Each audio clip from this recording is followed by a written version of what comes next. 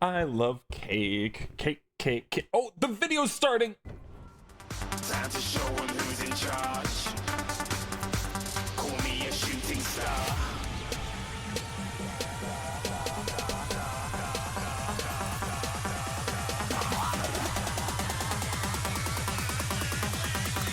Shooting stars. Didn't even get to cross.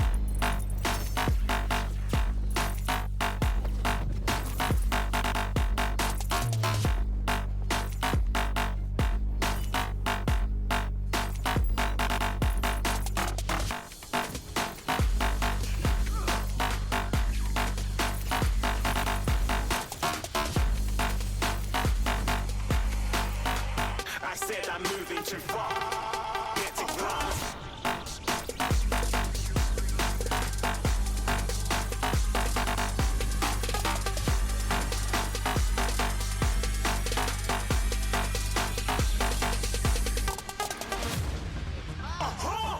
Looking at a shooting star. Got more than a couple of people going mad. I swear they're rooting hard. Tell them I'd be big in the game like she went and got them breast implants. I said I'm moving too fast. Didn't even get a glance. I'm ready to eat up track like I'm seated in a restaurant. If you had swag like mine, you know it's best to flaunt. We aren't hating because you aren't shining like it's neon. Rock like kings of Leon. Shooting stars across the galaxy. I stand out, so don't be mad at me. Infiltrate, I'm with my strategy. When I turn up, then I just have to leave. Shooting stars across the galaxy. I stand out, so don't be mad at me. Infiltrate, I'm with my strategy. When I turn up, then I just have to leave. Welcome back. Eternal Dragon here with my latest build. It's kind of an update and kind of something brand new, so instead of a 2.0, we're calling this one Elemental Evaporator Redux. And that is because we've changed over one of the skill trees completely to Blight Collar, and of course because Contagion and Caustic don't work the same way that they used to, so we had to kind of mess around and do things a little bit differently this time. So, before we get into it, please don't forget to like, comment, subscribe. We're almost at 1,000 followers here, folks. If you get us up to 1,000, we can finally be recognized by YouTube as a real channel. So please just hit that subscribe button if you would, and if not, hey, that's all right. I love you still. Getting into the build, we have as the very first thing, shockingly, our main mobbing weapon, the oil and spice. We've got an ascended one here, and it's absolutely fantastic. Now, the oil and spice, I used it on the previous variant of this build, and before we were kind of focusing on using the oil, we don't need to use that so much anymore. It's been changed a little bit in the way that it works. Instead, we are worrying about the igniter shots. Those things have just about a 100% chance to proc your fire DOT, and as you can see, we get them quite often. So with this being a DOT style build, looking to get a lot of damage from our status effects, using this as your main weapon will guarantee that you are applying a fire DOT to basically anything you're shooting at. It is very, very effective. Now, the next weapon in the build, of course, we've got a Vengeance. As discovered by Stone Swan, if you want to apply a DOT, the best possible way to do it in Wonderlands is with Porg Stickies. So we have grabbed ourselves a ×6 Vengeance so that we can stack our DOT damage insanely high, as each one of those explosions will restack your DOT damage, making it higher and higher, stronger and stronger. So even though it only reads 341 right there, you are going to get crazy DOT damage out of this weapon. Another main weapon here, we've got the Drill's Legacy. This is the reward, of course, for killing Drill in the main storyline mission. This gun is fantastic. With this build up here at Ascended, as you can see, it fires your fire rounds and then adds an additional shock bouncing ball, which will go and stick to an enemy and keep on hitting them over and over for shock damage. Absolutely fantastic gun to have on the build, and it procs your Geists like absolute crazy.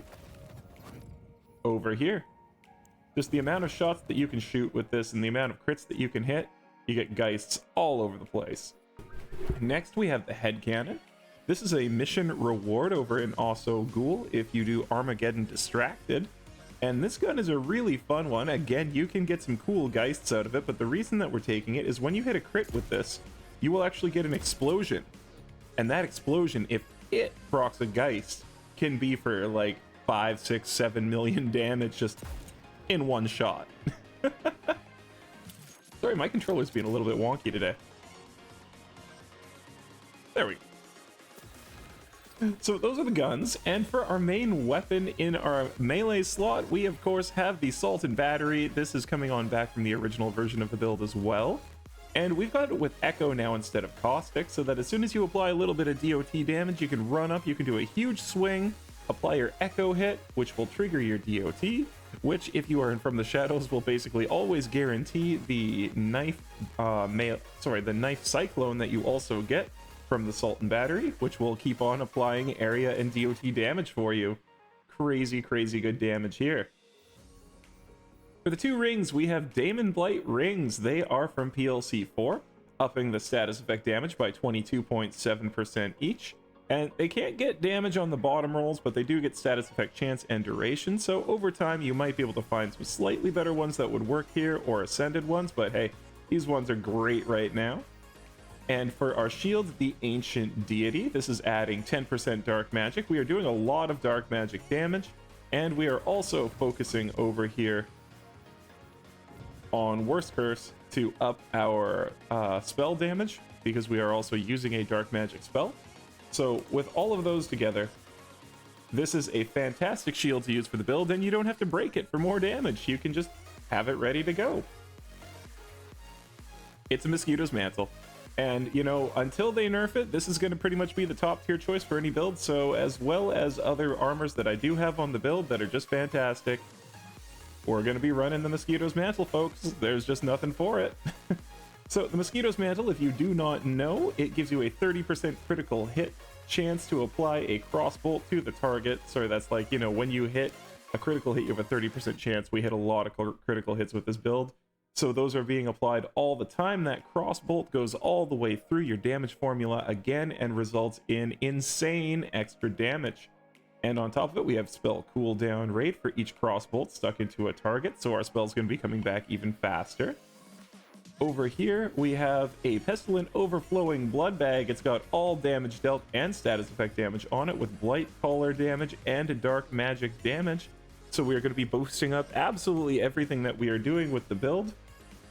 Right there, you've got your status effect damage then being increased by itself even on here with the all damage dealt. Just a perfect choice for this kind of a build.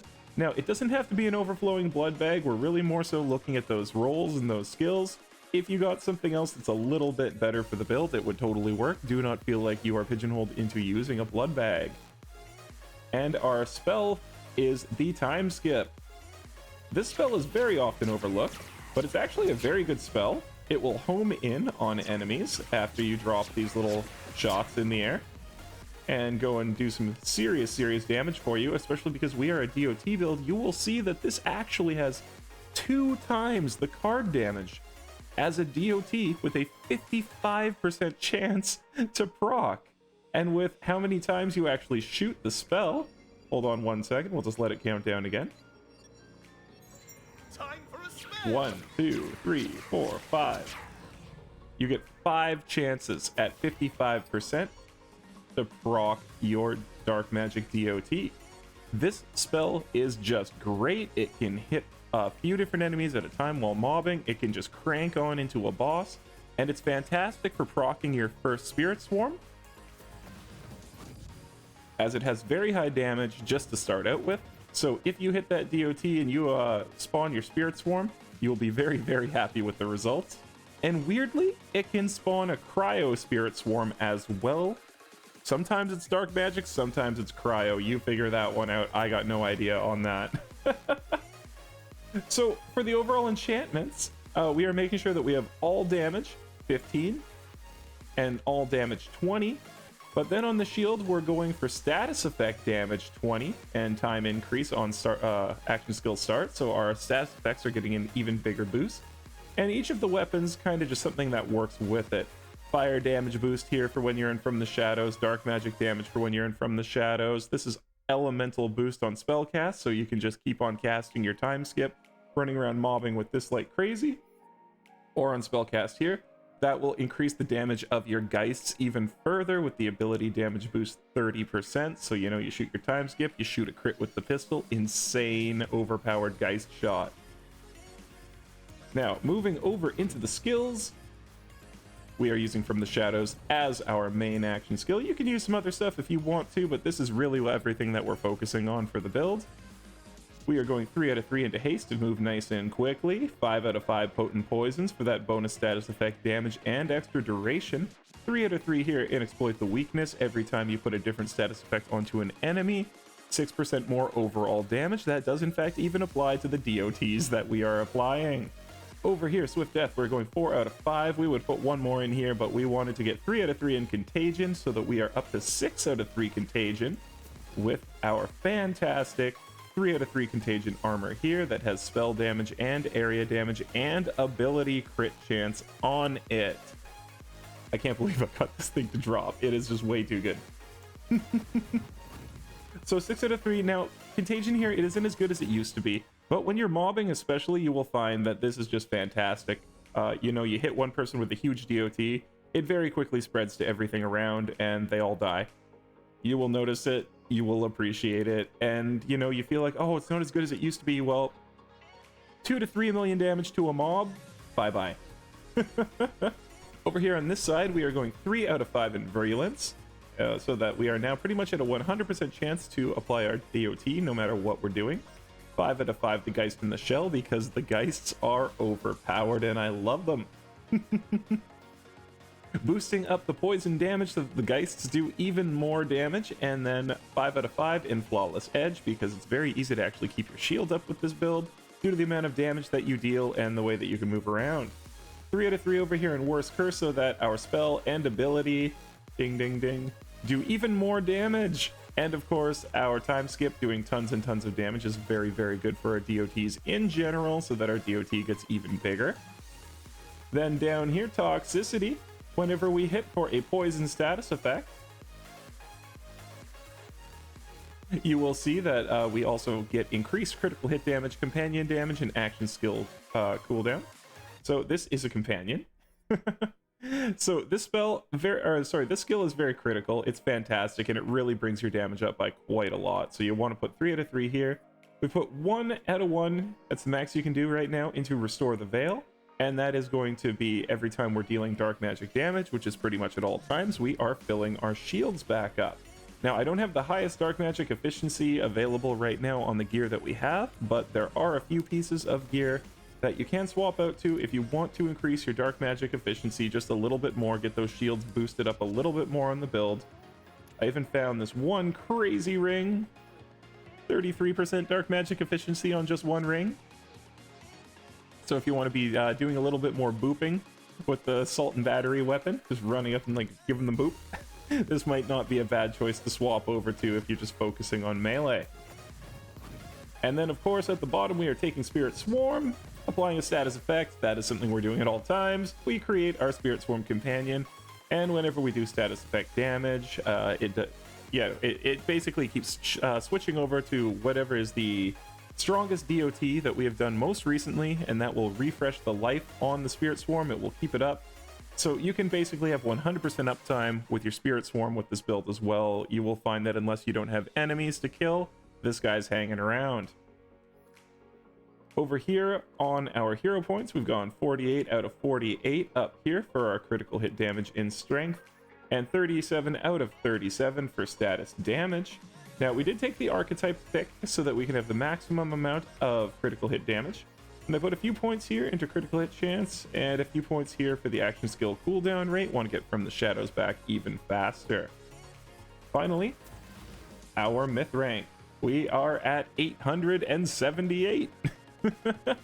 So that is it for Elemental Evaporator Redux, folks. The build that can do millions of damage with the pistol, millions of damage with the SMG, millions of damage with the assault rifle, millions of damage with the melee weapon.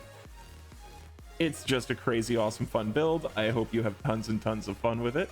And that's, wow, look at it do the thing.